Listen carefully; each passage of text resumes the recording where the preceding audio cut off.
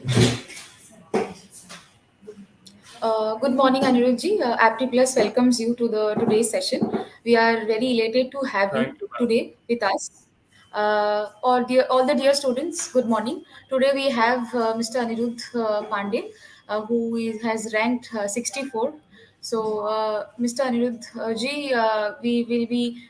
This is your session, so you take care of it, and all of our students will be asking you their doubts and queries. Yes, ma'am. So, thank you for being a part of Faculty Plus. Yes, So, ma'am. Anirudh ji, can start the session. Thank you. Okay.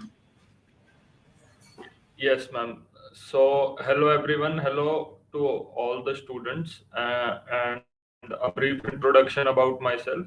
I am Anirudh Pandey. I have secured All India rank 64 in Civil Services exam 2022, and this was my fourth attempt.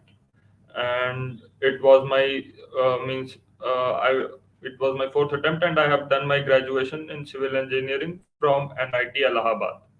So I hope we can start the session, and I will start by discussing about my journey in brief, and then I will discuss the strategy for prelims, then I will discuss the strategy for mains, and then finally we will have the question and answer sessions. So if I were to start about my journey for civil services preparation started during my college days, and I started my college in 2015 and completed it in 2019. And it was during 2017 to 18, in the second or third year of my college, that I decided that to pursue civil services examination dedicatedly. And for that, I did not even sit in the placements in my final year, and I studied for 2 years, and I gave my first attempt in 2019. So in my first attempt, I studied the basic books, but I could not practice so much. I did not do a lot of tests, but my focus was mainly on completing the standard textbooks and NCRTs. And so in my first attempt, I could not clear prelims. I missed the cutoff by 2 marks. My score was 96, and the cutoff was 98. So that was my first attempt in 2019. After that, I got a little bit scared of prelims, and uh, it means I thought that I might not clear prelims.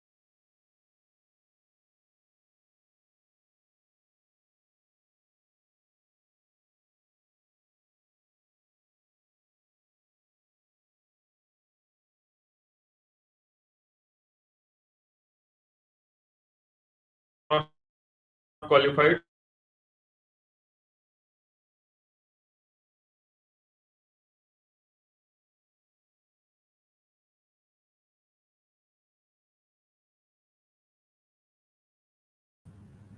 clear prelims. Sorry everyone, I think there was a network issue in between, because of which the video got disconnected.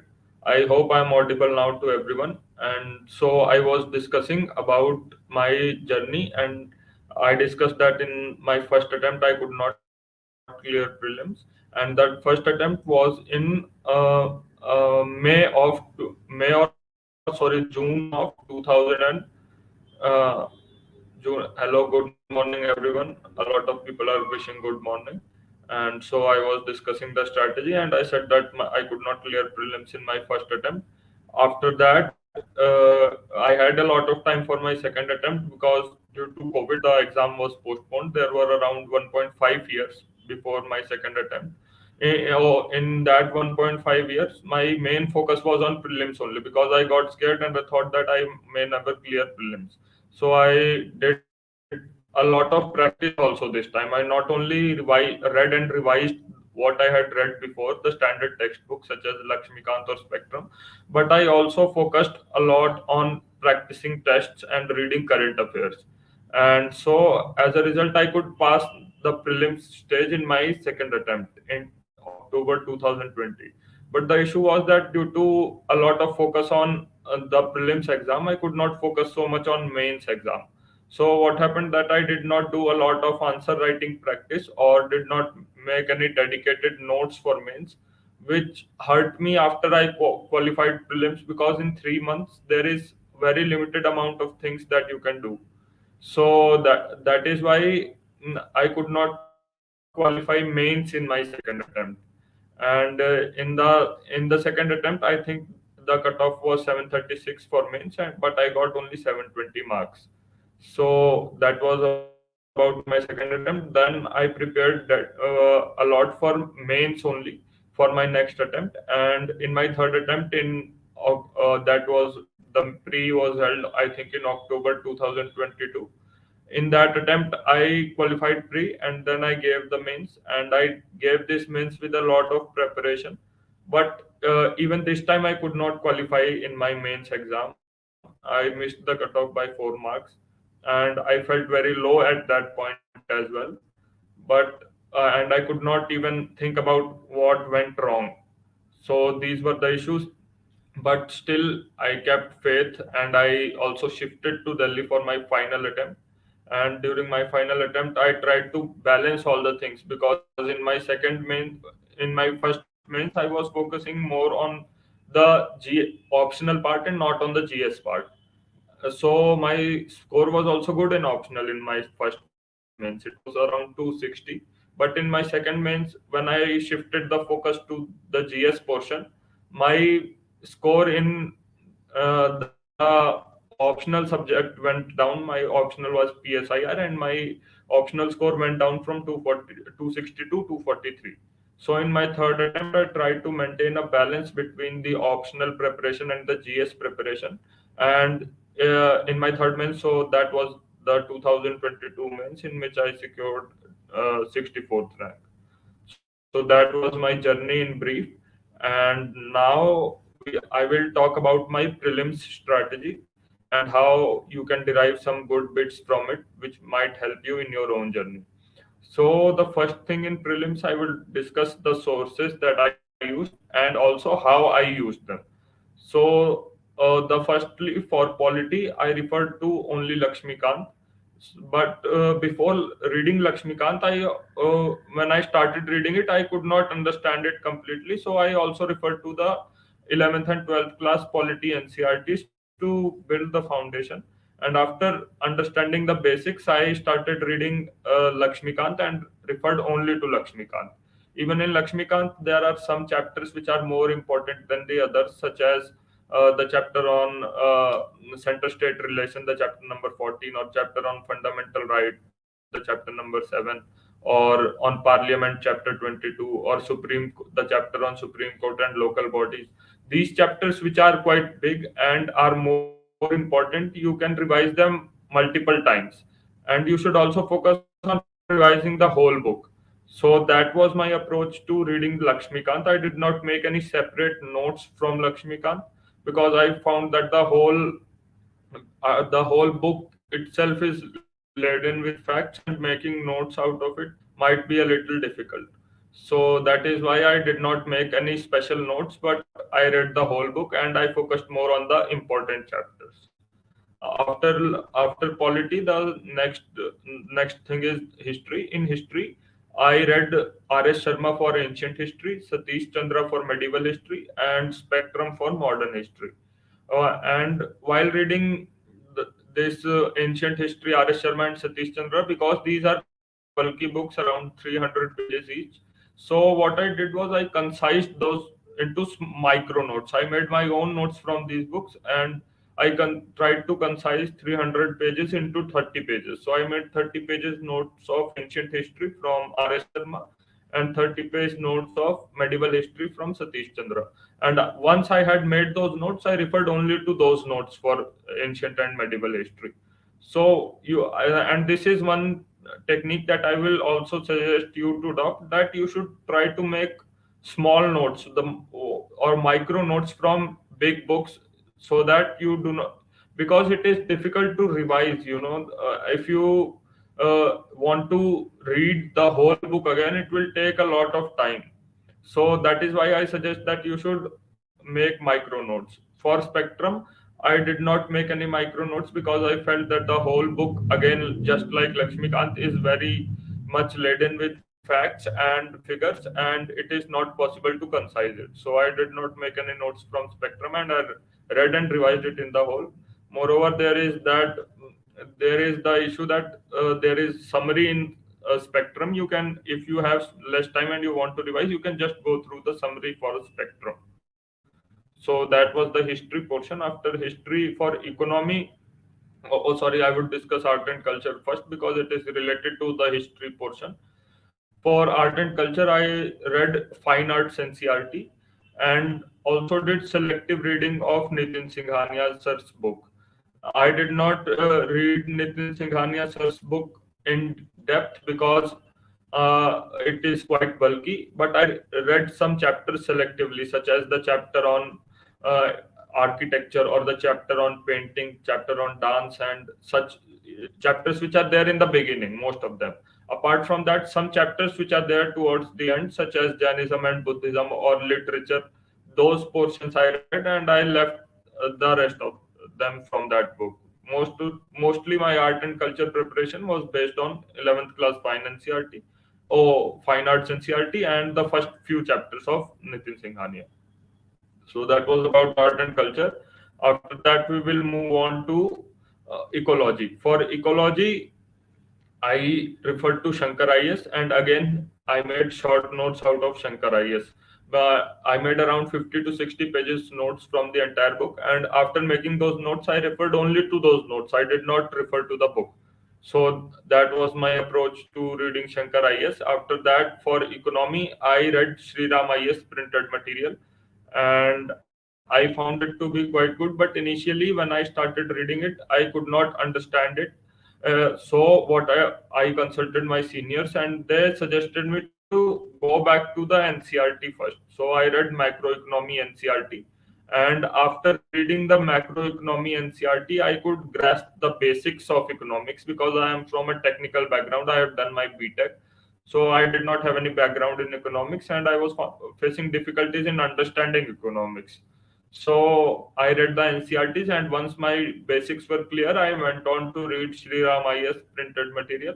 And again, here also, I made short notes out of Sri Ram IS printed material, and uh, I concised in them in the book, which was of around 300 to 400 pages, into 60 pages. And then I referred to only those 60 pages while reading or revising. So that was my approach for studying economics for prelims. And for geography, I referred only to 11th and 12th class NCRT for prelims. Apart from that, I did not read anything for geography.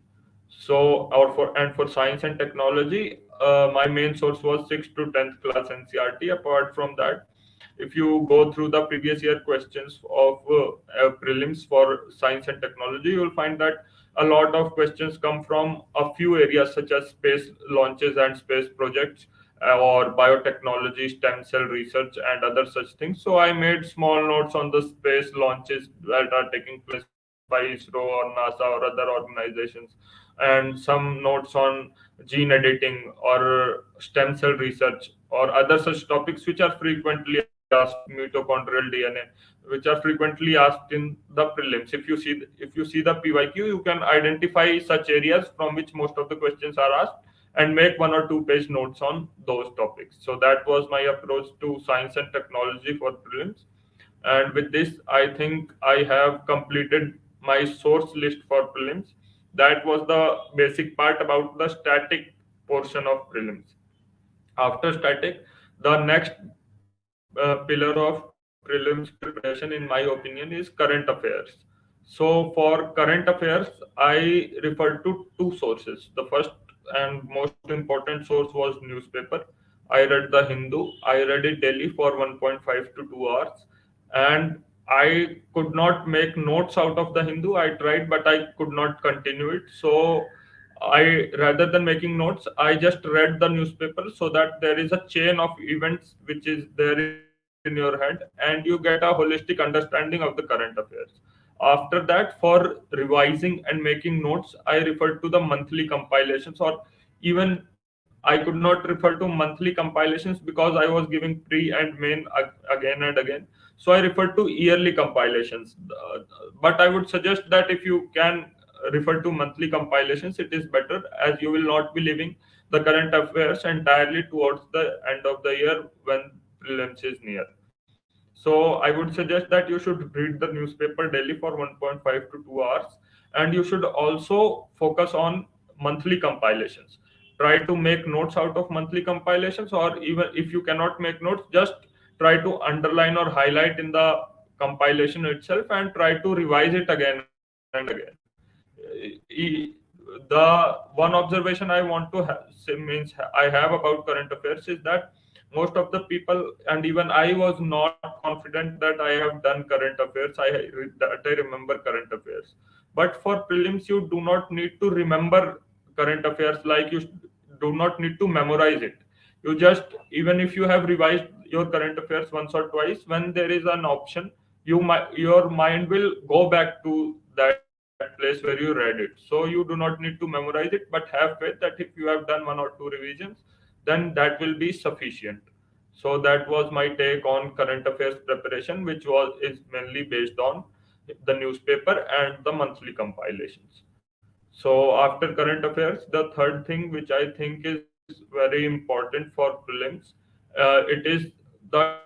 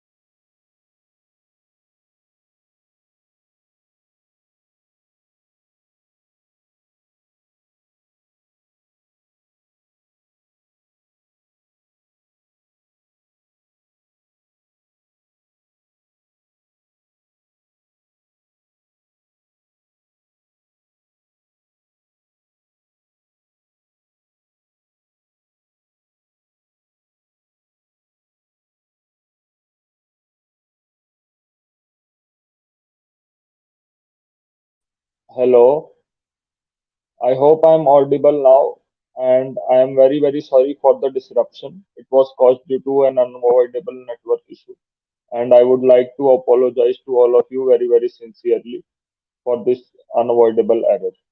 So again, if I continue, I was on the I was on the issue of how I was studying for prelims, and I discussed about the static portion that I referred to, and I also discussed about the current affairs part that I used. And now we are moving on towards test series, and I discussed how the important questions that come to my mind, that come to any aspirant's mind, are that how many tests one should give. So the answer for that is there is no fixed criteria. There is no fixed criteria on how many tests are good. I have seen people give 100 tests and still not qualify this exam, and I have seen people who give only 5 tests and still qualify. So it is not about how many tests you are giving, but about how you are using those tests. So, what you need to do, what I did, I can tell you is that I tried to do two things from the tests that I gave. The first thing that I tried to do from the tests was to sharpen my skills of elimination. And while sharpening those skills of elimination, my focus was mainly to on those questions which I could not get correct. Say there is a question in which I was doubtful among two options, but I decide the right option. Then I would look into what went into my decision making and how my decision could have been correct. And those tricks that I came to know, I would note them down in a notebook and then continue with this way for the whole test. So, like this, I built a set of techniques for elimination which were suited just to me and for elimination. Apart from sharpening your elimination skills, the tests can also be used for expanding your static base. Say, for example, you are giving a test. There would be 20 to 30 questions at least, which about which you will have no idea at all. So you can write these facts. What I used to do, I wrote these facts down in a notebook and I mentioned one-liners. In one-liner format, I wrote these facts down and I try to memorize it. So if you are deriving 30 one-liners from just one test, then if you are say giving, I gave 30 to 40 tests every time. So in 30 to 40 tests, you will have around 1000 new facts. And those facts will be relevant. And out of those 1000 facts, there are very high chances that 5 to 10 facts would be asked in the UPSC prelims. So it will help you a lot in identifying in getting those 5 to 10 questions more correct, and that can make all the difference. So that is why I would suggest that you do two things when you give tests. One is to see where your decision making went wrong and try to improve your elimination skills from that. And second thing is to expand your knowledge base through tests. And for that, you can make notes from the facts or figures that you did not know from the test. So that was about the test series portion for prelims exam. We have discussed now static portion for prelims and the current affairs portion of prelims and the test series for prelims. And the fourth thing that I would like to discuss about the prelims preparation is the importance of previous year questions. I referred to last 5 years previous year questions thoroughly, and I could also means I also tried to refer to all the PYQs till 2013. I could not do it, but I would strongly recommend you to be thorough with your PYQs at least till 2030. And what I also used to do is I would try to memorize the facts and figures which are there in the PYQs, but I would also look at the options which were wrong because UPSC has a tendency of asking new questions from the options of previous years. So if you just Google the options which are wrong, for example, there is Tal Chhapar Sanctuary. So that is in one of the options. It might even be wrong option, but if you Google it, then it will surely be. Hello. Sorry to interrupt, sir. Our students are asking question. Can you see in the screen, sir? Okay. Yes, ma'am. I can Yes. see the questions, ma'am. But shall I answer the questions when they are being asked, or shall we keep the question and answer session for the end, ma'am? Fine, that will be better, sir. You complete your part, and then at the end we will do the question answer Yes. session. Fine, fine. Yes. Students, That kindly is what wait. I Sir was will saying. be answering all your questions. Thank you, sir. Yes. Yes, so that was yes, as ma'am also said, I would answer all the questions in detail. I would try to answer them, but after I complete like my monologue of about it will won't be very long. So after that, you can ask all your questions together. So that is the thing I was talking about the test series and previous year questions. So yes, the previous year questions I mentioned about that you should study previous year questions from 2013 onwards, and you should be thorough with them, and also read options, other options such as I gave the example of Tal Chapar century. It might be the wrong answer in 1 year, but next year you might see another question on Tal Chapar century. That is why you need to be very thorough with your previous year questions, especially since 2013 when the patterns change. So that was about previous year question. Here I would also like to mention about FT plus contribution in this journey, and I have referred to their IS Gyan website, and I referred to it for prelims preparation as well as note making for mains. It was very helpful in note making, and also quite it covers quite the prelims in quite a bit of depth. So that was it. And apart from that, I also relied a lot on FT Plus for my interview preparation, and I will discuss that at a later stage when we talk about the interview session or interview strategy. So that was about the prelims, and also yes, here I would like to add about CSAT. The CSAT is becoming more and more difficult these days, and it is advisable that you should not take CSAT lightly.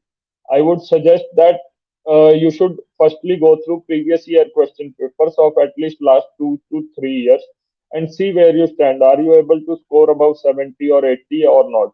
And if you are unable to score that much, I would suggest you to do more practice. And one suggestion that I would also give is that you should focus on uh, doing reading comprehension before you go to quantitative aptitude, because reading comprehension is becoming more and more difficult these days.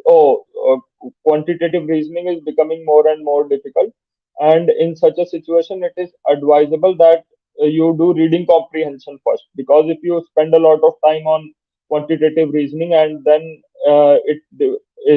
you are not able to solve a lot of questions, then there might be a time crunch and your number of attempts would be very less. So that is one advice. And also, if you are facing any difficulties, I would suggest you to join a crash course or any other classes for CSAT, because CSAT is becoming more and more difficult these days. So that was my take on CSAT, and with this, I think we have completed. I have completed what I did for my prelims, and now we will move on to the mains part. For mains, I would say that the single most it is the single most important stage of the exam.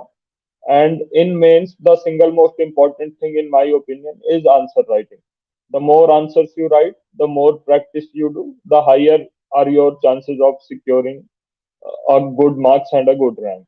So, to do more answer writing, I would talk firstly about answer writing itself. Then we will go on to note makings and other how to manage time between prelims and mains.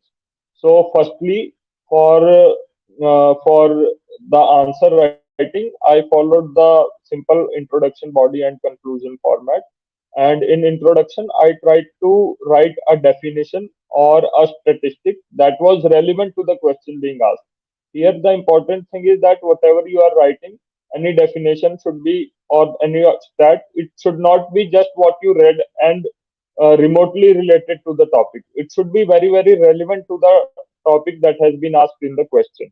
So that was one way of introducing my answers, which I mentioned. And after introduction in the body, I would write in point format, and I would firstly make the subheading.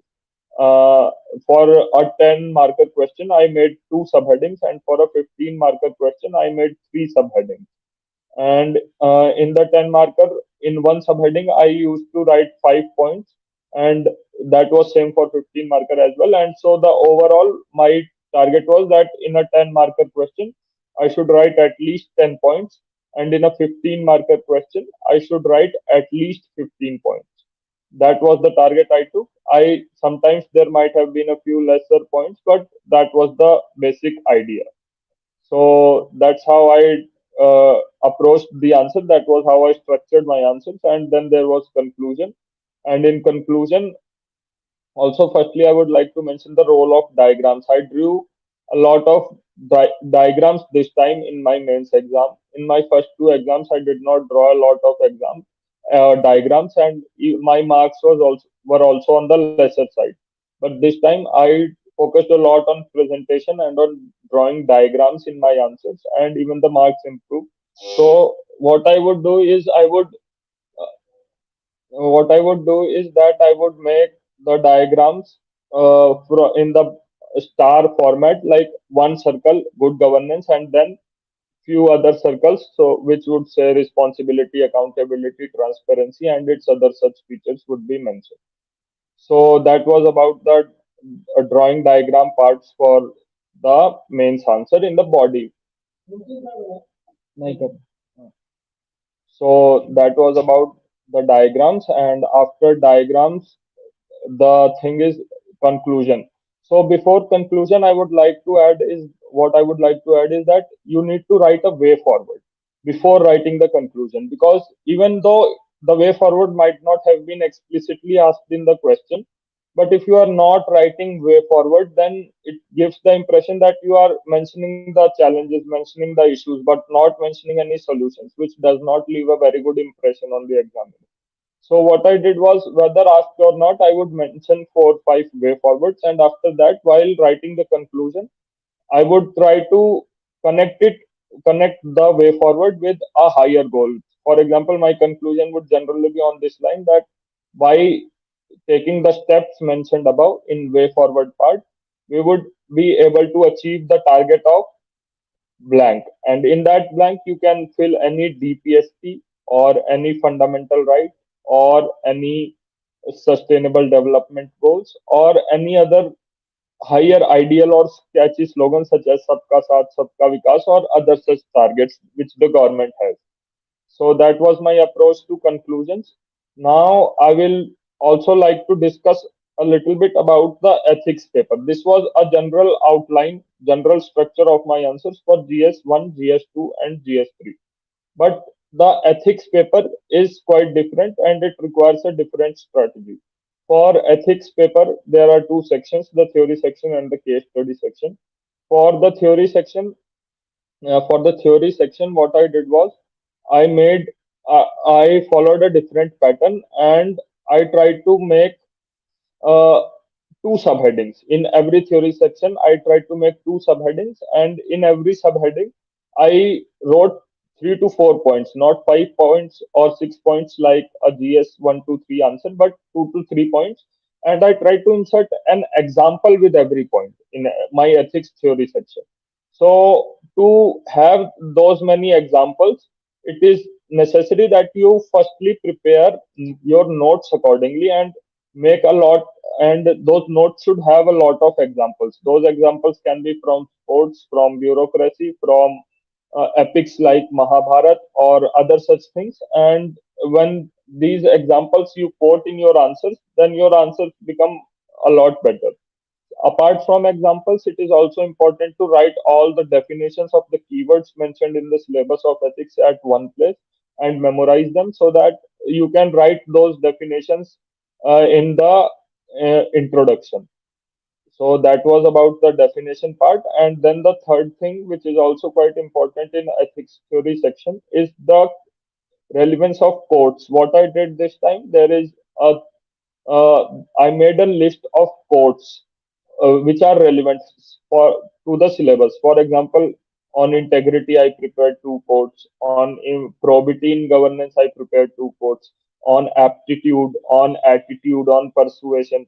For every keyword mentioned in the syllabus, I prepared two quotes. So whenever a question was asked on that particular point of the syllabus, I would begin with the quote and end with the quote. So that added a lot of value to my ethics answer. And that was the strategy, the basic approach that I followed for the ethics theory section. For the ethics case study section, I would suggest you to go through the previous year questions of last 5 to 7 years. Because when you go through those previous year questions, you would realize that there are only 10 to 15 repetitive themes from which questions are being asked again and again. For example, themes such as what will you do when your senior is corrupt, and how will you tackle that situation and work with integrity, or how will you handle peaceful protests which are threatening to turn violent, or how will you control your subordinates who are corrupt. So like this, you can identify 10 to 15 different themes, and the question and the details might vary, but the questions of case studies will revolve around those 10 to 15 things. So, what I did was that I made separate notes for those 10 to 15 themes, and I memorized those notes. In those 10 separate notes, I wrote the ethical issues and the way forward and the stakeholders that are generally involved. So that helped me solve the case studies quite quickly in the real examination, and I could complete the entire ethics paper on time, which is a challenging task in itself because ethics paper is the longest of all the papers. So that was my strategy for ethics paper. And after ethics paper, there is the essay. In essay, my structure was that I would see the essays nowadays are mostly based on philosophical topics. So usually a philosophical statement is given to you and you are expected to elaborate it in 1000 to 1200 words. So what I would do is that I would firstly write an introduction for which I had prepared introduction and conclusion templates already beforehand by referring to a lot of sources. Means on especially Google or even the IAS Gyan website has some of them. So I tried to prepare templates of introduction and conclusion, and after that, after writing the introduction, my basic structure for essay was that for the first 4 or 5 pages after introduction, I would try to expand the philosophical statement into various dimensions, and I would try to prove how that essay is philosophical statement is true in various dimensions such as society, ecology, economy, polity, ethical, and other such dimensions. I would try to prove that philosophical statement that has been asked in the question, and I would try to do it with the help of examples. So that was my approach in the essay. For the first page, I would write the introduction, which I had prepared templates for earlier. Then 4 to 5 pages of proving that statement which had been asked in the question. Then in next 1 to 2 pages, I would mention the various challenges that are being faced in implementing that philosophical statement. And then I would write way forward in the 1 to 2 pages after mentioning the challenges about how we can implement the statement that has been given in the question. So that was about the whole structure of my essay. And in the end, I would mention the conclusion in which I would try to mention the anecdote or the story or the template that I used in the introduction again, so that it gives a sense of completion to the examiner and you can get more marks. So that was my basic structure for essay. And after essay, I think we can come to optional. I would discuss optional in very, very brief because a lot of you might not be having PSIR optional. My optional was PSIR, and I did the optional answer writing in paragraph format. I did not use any point format, and in paragraph format, I started with definition, then I gave the historical context, then I moved on to the main body and tried to address the major demands of the question. After addressing the major demands of the question in my main body, there was a quite fixed structure that I used for my last three paragraphs. In my second last paragraph, I would try to establish interlinkages of whatever the scholar or the concept that has been asked in the question. I would try to interlink it with some other scholar or some other concept. For example, if the question is asked on justice, I would try to link justice with equality. Or if a question is asked on J.S. Mill, I would try to link J.S. Mill with Hannah Arendt. So that was my approach for the or the structure for optional answers, which was firstly introduction, then historical context, then main body, then interlinkages, and then in second last paragraph, I would criticize the concept or the scholar that has been asked in the question. And in the last paragraph, that is the conclusion, I would do counter criticism. I would say that despite the criticism, what the contributions of the scholars and or the concept and how it led to greater welfare or development of the discipline of political science. So that was in very brief the structure that I used for my PSIR answers. And after the second thing is note making for mains exam. So what I did was I made a lot of notes for mains, and those notes were based on the points in the syllabus. For every point mentioned in the syllabus, I made 2 to 4 pages of notes. And to make those notes, I referred to internet a lot. IS Gyan website helped me a lot here in this aspect. And whenever I will Google, it would be one of the first means options on that. So I refer to it, and some other options I also refer to. And I made my notes from internet for every point mentioned in the syllabus of mains. There are 20 points per GS paper, so there are 60 points and 7 points in ethics. So there are 67 points. For every point mentioned in the syllabus, I made 2 to 4 pages of notes. And then after making those notes, I revised them again and again. And the basic structure of those notes that you should make for mains, in my opinion, in those 2 to 4 pages, the first half page should be of statistics. These statistics you can use for your introduction. Say, for example, you are making notes on poverty or hunger or health or education. These are topics mentioned in GS2 syllabus. If you are making notes on these, firstly say if you are making notes on health, then write a few statistics about the status of health in India. And after writing a few statistics, mention the issues. What are the issues being faced in the health sector in India? And after mentioning issues, say 10 to 15 issues, you can move on to mentioning the government steps, the prominent government steps that have been taken. Write 4 or 5 schemes that could be used in your answers. And after writing those 4 to 5 schemes, you can go on to write the way forward. That what more can be done to improve health and health in India. So in that way, you can make your notes in 4 to 5 pages. And I would also suggest you that you should read the previous year questions before making these notes, because once you read the previous year questions, you understand what can be more important and what can be less important for the pers- from the perspective of mains and for the purpose of mains. So you can focus on more important things if you have read the PYQs before making notes. So, say for example, if you are making notes on health, try to read the previous year questions asked with respect to health sector and then make your notes of health.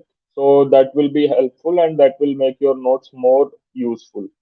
And that was the note making part mainly for the mains exam. And after this note making strategy, the third thing about the mains exam is how to manage time between prelims and mains. So between prelims and mains, if you see, you have only 3 months. And in these 3 months, you have to study 7 papers and two compulsory language papers. So it is very congested. And in this, I would suggest what I did. Actually, what I did, it can vary from person to person, but what I did was that I would study optional daily. I would devote to 50% of my time for optional. Say if I'm studying for 10 hours every day between prelims and mains, I would study optional for 4 hours. I would read newspaper for 1 to 1.5 hours, and for the rest of 4 hours, I would study GS. That was the basic time distribution. And within that time distribution for GS, I would give one test at the end of every week. I could not do daily answer writing. I did weekly answer writing through test series. So at the end of every week, I would write a test. And say, for example, I would read GS1 from Monday to Saturday, and on Sunday, I would write a test of GS1. Then from next Monday, I would read GS2 from Monday to Saturday, and on next Sunday, I would write a test of GS2. So, in that manner, I could complete the entire GS 1, 2, 3, 4 in 1 month, and then revise it in the whole syllabus in 1 month again. And like that, I was able to complete 2 or 3 iterations before my actual mains. And I also gave a lot of GS tests from test series, around 14, 15 GS tests I wrote. Apart from that, I also wrote tests for essay. I wrote around 7 to 8 essay tests, and 6 tests I wrote for my optional. So I relied a lot on test series for my mains preparation. And that was about how to manage time. I gave you a rough idea how you can come study one GS paper for 1 week and then give one test and continue like that. You will be able to complete the syllabus in 1 month and also revise it once or twice. So that was my strategy for managing time between prelims and mains exam. Here I would like to mention that you should, if you are giving mains this time, your focus should entirely be on mains. You can eliminate everything else from your life, because these are the 3 most important months of your life, and you should take it very seriously because the competition is quite high, and you need to study very with a lot of dedication in these 3 months. So that was about note making from my side. Apart from note making, I would also like to talk about a question that I hear often, and that is about plan B. What should we have a plan B or not, and what can be a good plan B? So here I would like to say that this exam is quite grueling, and it requires at least 3 serious attempts. I would request you all to give at least 3 serious attempts of this exam before thinking about a plan B in depth. And as far as what can be a plan B, I think the best plan B is state services exams, such as for you people, I think West Bengal PSC or Odisha PSC or any state PSC can be a good option because they have some degree of overlap with the UPSC syllabus. So it is quite easy to adjust to those exams. Apart from that, some exams conducted by UPSC, such as EPFO and CAPF, can or RBI Grade B, can also be good backup options. But I would suggest you to give only one exam apart from UPSC, because if you focus on too many exams, then your chances of clearing any one of them would become difficult because you would not be able to devote a lot of time to those exams. So I would suggest that give UPSC, and at max give one state PSC exam. That would be enough for plan B. That is my suggestion. Rest is up to you, and it depends a lot on the financial condition of your family as well. So that was my take on plan B. And after that, I think I am now ready to take questions. You can ask any questions that you might have. So please ask questions.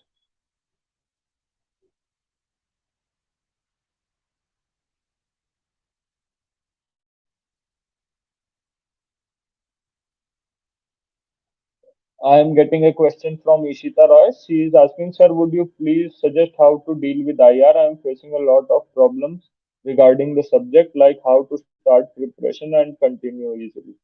So, Ishita, firstly, I would like to ask you, you are facing issues with respect to dealing with IR for the optional PSIR or for the GS portion. So if you can reply, it is good. Otherwise, I would mention my IR strategy for both the GS portion as well as the optional portion for IR. For GS portion, Since my optional was PSIR, so I had a lot of notes for the IR section. I did not make any separate notes. But if you have not made your notes for IR, I would suggest you to use IS Gyan website or to rely on the course foundation course classes wherever you did your foundation course. Rely on those classes to handle your IR notes. Once you make your notes and understand IR, then it is important to understand that to get good marks in the IR portion in GS, you need to write multi-dimensional answers. Okay, so Ishita is saying that GSIR she is concerned about, and I have only addressed GSIR till now. So it is that firstly, you need to make your notes. You can do so by referring to ISGAN or other such websites, or you can rely on the classes that you did in your foundation course and get your notes for IR. Read those notes once or twice so that you have basic understanding about India's ties with various other nations and various other international groupings. Once you have developed a basic understanding while writing answers, the key to get good marks in IR is to write a multi-dimensional answer. You should try to do bucketing in your answers, and you should expand any GS answer. Say the question is on India USA ties. If the question is on India USA ties, then while expanding, you should expand the answer into, say, strategic ties, and then defense ties, then economic ties, where you can mention bilateral trade and investment, then cultural ties, then people to people ties. Similarly, whatever a nation on which the question is asked, or whatever multilateral organization, you can always break down an IR answer into the economic dimension, the strategic dimension, the defense dimension, the people to people dimension, the cultural context. If you break your GS, your IR answer down into these dimensions, then I think it will help you land more marks. So that was my strategy for IR: making notes, revising them, and then while writing answers, using multidimensionality. So Priyanka Jaiswal is asking, sir, economy is the subject which is quite tough for me. Can you share a strategy to tackle economy? So Priyanka, I also come from a non-economics background, and I also found economics quite tough. But what I did was, firstly, I tried to focus on the basics. And the best way I think to focus on the basics is to read the 11th class macroeconomy NCRT and also read the economics section of the Hindu. Because when you read these two things, then you develop basic understanding about economics. What is fiscal deficit? What is government sector? What is trade deficit? What is current account? And when you understand all these things, then you should read a standard textbook material. If you are doing classes at FT Plus, then refer to FT Plus, the material provided by FT Plus, and go through that material. Once you start understanding that material, then you should make notes out of that, and then refer to those notes. So that I would suggest is the best way to deal with economics. Firstly, understand the basics through newspaper and NCRT. Then make notes from any standard reference material, and then go about doing answer writing. While doing answer writing for economics, I would suggest that make notes from economic survey and the budget, and try to short notes, very short notes. Say you can use the summary of economic survey. It comes in, I think, 4 to 5 pages. You can make 4 to 5 page summary of economic survey, 4 to 5 page summary of budget, and revise them twice or thrice, and then use them more and more into your answers. Whenever you write an answer, try to substantiate it with economic survey, Niti Aayog, budget, because then it will help you increase your marks. So that was my strategy to tackle economy. Thank you, Priyanka Jaiswal, for asking the question. If anybody has any, so Ishita Roy is again asking how to deal with mental ups and downs in this preparation. During preparation, sometimes I feel down when I don't get the concept. How to deal with this? So, Ishita, I would like to say that we are all humans and we all face a lot of mental blocks, mental challenges while uh, doing the preparation, because it is a long journey for most of the people and it is very draining and very uncertain. So, the best way, in my opinion, to deal with the mental ups and downs in the preparation is that you should not focus so much on the result but on your performance. See, if you are worried a lot about whether I will qualify in prelims or not, or whether I would score good in the coaching tests or not, or whether how will I write answer, then it will increase uncertainty and increase tension. Instead of that, if you focus on how I can improve, how I can make my economics better, then that will be more. So Anuradha Shah is asking the strategy for history. I would come to Anuradha in a minute. I would first answer Ishita's question. So Ishita was asking about mental ups and downs, and I said that the best way to do it is to focus on performance rather than focusing on the results. And apart from that, I would say that you should take a break. You cannot go on studying monotonously for say a month or 2 months. I would suggest you to take one day off after every 7 days or 6 days. In that way, you can recharge your batteries. You can pursue creative hobbies. You can talk to your friends. That will help relieve mental stress and will recharge your batteries so that for the next week you can again study without having a lot of mental health issues. So that would be my suggestion to Ishita. And now coming to Anuradha's question and my strategy for history. So Anuradha, as I mentioned earlier also, my strategy for history was that I read R.S. Sharma for ancient history and made 30-page notes out of it. It was a 300-page book. Similarly, 300-page Satish Chandra for medieval history, I made 30-page notes out of it. And then I read Spectrum in whole and I did not make any notes from it, and these are the only sources that I refer to for prelims as well as mains. I did not do anything specifically for mains. So Saptarishi Chakraborty is asking, I will be appearing for 2024 with how many months I should complete my GS paper. So, Saptarishi, you have asked a very good question. I think since you are appearing for 2024, you have first these 6 months from July to December. In these 6 months, you should focus only on mains. And in while focusing on mains, you can devote 1 month to every GS paper. You have asked, how should I complete my GS paper? I suggest like in July you should complete GS1. In August you should complete GS2, in September GS3, in October GS4, and then in November and December you can focus on your optional papers. In this way, if you plan 1 month per paper, then you can do all the papers till December, and from January focus on prelim. Now, Arunava Roy is asking, sir, what should be my sources to compile my notes for ethics? So, Arunava, I would suggest that whatever classes you have joined, there they would have given some notes on ethics. You can refer to that. Apart from that, you can do value addition from lexicon book. I read that lexicon book and I found it quite useful. Apart from that, there are Shruti Sharma ma'am's notes available on her Telegram channel. I found them to be quite useful as well. And also, you can refer to IS Gyan material, that is also good. So, these are three, four sources that I referred for my ethic, making my notes for ethics, and I suggest that you should follow them as well. So, now Saumi Ganguly is asking, sir, what should be my approach for GS geography? So, Saumi, the first thing that you should do for geography is read 11th and 12th class NCRT.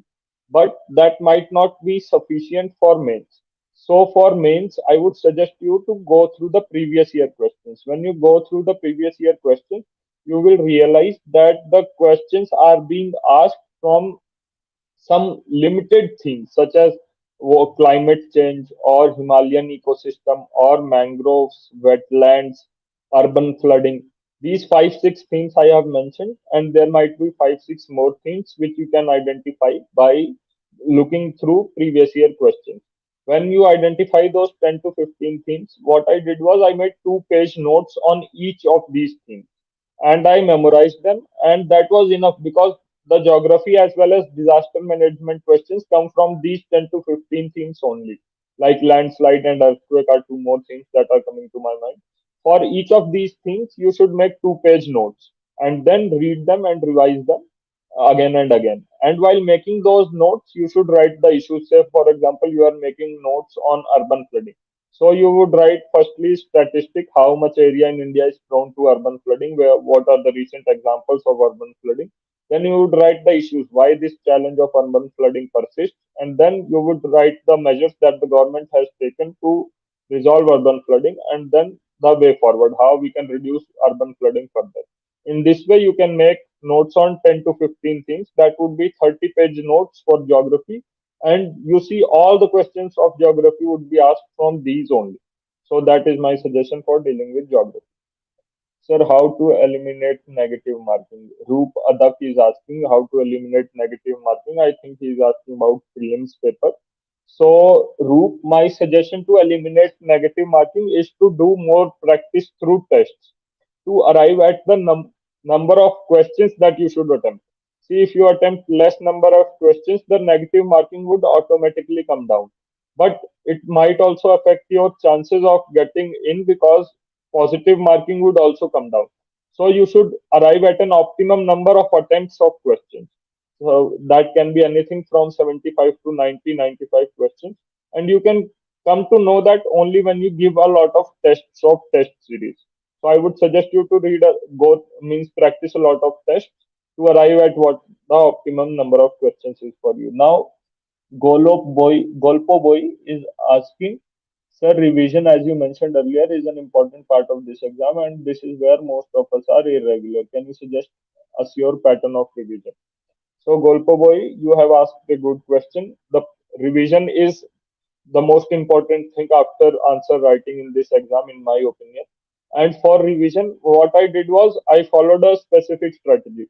Say, if I am reading polity today, then my target would be if I read polity for 1 week, then I should revise it for one time within 3 months of reading it for the first time. Say if I read polity today in the first week of July, then by September I should revise it once. And after first revision in September, I would try to do my second revision within 6 months of my first revision. So say if I read the polity in July, then I would revise it in September and then revise it again in March next year. So in that way, first revision in 2 to 3 months and second revision in 6 months. That was my pattern for revision. Sir, my attempt is in 2026. Aritra Mandal is asking, when should I start to read newspaper and current affairs? So, Aritra, I would suggest you to start reading newspaper from today itself or whenever you find time. You should start it now, and but you should start reading current affairs or start memorizing current affairs only in May 2025. Till May 2025, you should read newspaper just to develop understanding of the issues going around you. But to memorize current affairs and to refer to monthly or yearly compilation, that should start only after May 2025. So for 1 year, you should just read the newspaper to develop a basic understanding. And dedicated preparation for current affairs should start only after May 2025. So that is my suggestion to Aditra Mandal. Okay, thank you. So if we can have now, Pallavi Sen is asking, sir, revision is an important part of our preparation, as mentioned. This is where most of us are getting irregular. Can you suggest some pattern of revision that? So, Pallavi, I suggested this pattern of revision just 2 questions back, and that was that whenever you read a topic, you should try to revise it for the first time within 2 to 3 months, and after those 2 to 3 months within the next 6 months, that is 9 months from first reading, you should try to read means do your second revision. In that way, any topic that you read is not out of your mind for a very long duration of time. That would be my suggestion to you, Pallavi. Thank you. Now, Pradyuman Bhattacharya is asking, sir, how to tackle CSAT. So, Pradyuman, as I also mentioned earlier, that CSAT is becoming more and more difficult. The first thing to tackle CSAT is to go through the PYQs and see where you stand, whether you are getting 70 or not. If you are not getting near 70, then what I suggest you to do is join any class or foundation course, crash course for CSAT. so that you develop basic understanding of concepts used in quantitative reasoning and reading comprehension. After that, I would suggest you to do a lot of practice, because especially the reading section and also the quantitative reasoning will come only through practice. I would suggest you to solve 15 to 20 tests.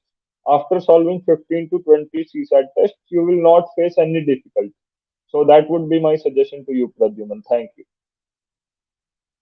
So, any more questions? Yes, Soumi Ganguly is saying thank you, sir. Okay, thank you so much, Soumi. Priyanka Jaiswal is also thanking me. So, thank you, Priyanka, for watching this session till here. And if we can have any other questions, I would be thankful. Sir, all of our students are really thankful to what you have told. It was very insightful, sir. Even Aritra is also Yes, thanking you, sir. We yes, hope to yes, have you ma'am. soon I in can. Kolkata, sir. Yes, yes, ma'am. We hope to have you soon in our Kolkata and Bhubaneswar center, sir, offline. Yes, ma'am. Yes, ma'am. I also look forward to the opportunity, ma'am. Thank you for the session, sir. It was really insightful. All of our students are very thankful, and even our Aritra is also thanking you, sir. Yes, ma'am. So I think Sweetie Mishra is also asking a question. I would answer it, and then I would like to conclude, as ma'am has also thanked me. But Sweetie Mishra is asking, while making daily current affairs notes, it is becoming bulky. How to make precise notes from daily current affairs? So, Sweetie, I would suggest that if possible, do not make daily current affairs notes. This is because, see, the monthly compilations are being compiled by coaching institutes after a lot of research from multiple current affairs sources. So, my suggestion would be that rather than making the current affairs notes yourself, you should try to make notes from the monthly compilation, or simply read the monthly compilation. And before reading the monthly compilation, you should go through the newspaper daily. But I would suggest don't make notes daily. Just read the newspaper and try to understand the newspaper.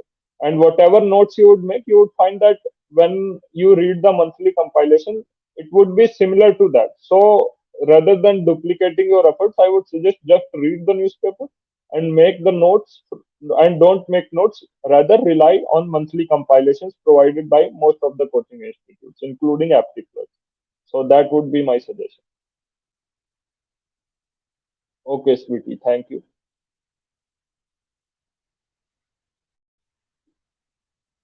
And Thank you, sir. Sir, we are really grateful that you have participated and you have given insightful thoughts to all of our students and have shared your success stories and journey, sir. So yes, we are yes, ending ma'am. this session, sir. And we are really grateful to Okay, you. ma'am. Thank you for your time, sir. Thank you so much for your time. Okay, ma'am. Thank And you so much, all ma'am. the Thank you students, so much for sir, all the inviting. students are saying thank you to you. Yes, ma'am. Thank you to all the aspirants and students. It was a pleasure talking to you, and you were very helpful and cooperative. So I would like to thank you all again. Thank you. Thank you, sir. Thank Thank you. you. Thank you, all the Thank students, you. for Yes, ma'am. participating. Thank you, sir. Yes. So thank you. I'm disconnecting now. Hope to Yes, see you yes, all sir. again. Surely. Thank you, sir. Bye. Bye.